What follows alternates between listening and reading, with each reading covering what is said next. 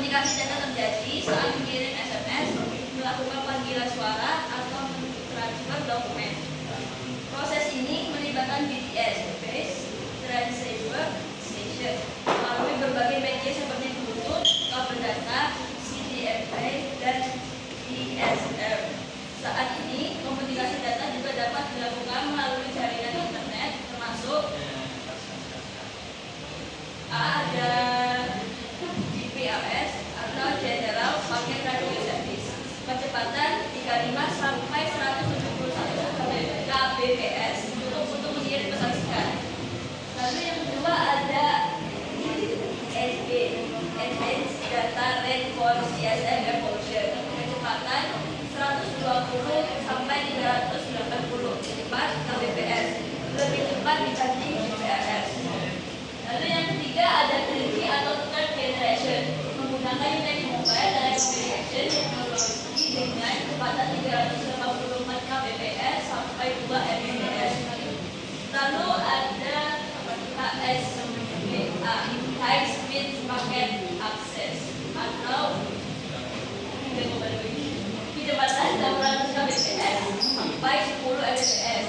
Ada pun HSDPA, High Speed Downlink Packet Access atau HPLUS, memiliki kecepatan stabil sekitar 7,2 mbps. Lalu ada 4G LTE Router Evolution, generasi keempat jaringan seluler dengan kecepatan hingga 100 mbps. Sebagian besar ponsel modern sudah mendukung teknologi ini. Lalu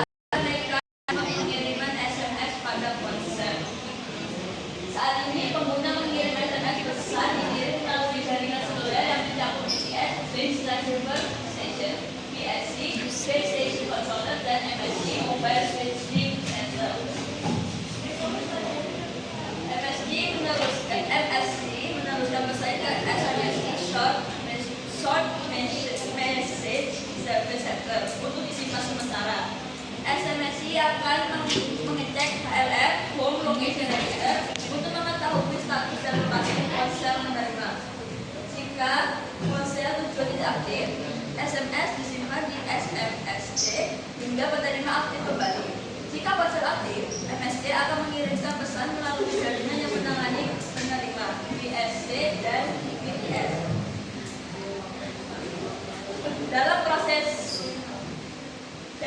proses GSM atau CDM dapat wireless modem atau yang dapat diperintah untuk mengirim SMS dengan protokol tertentu menggunakan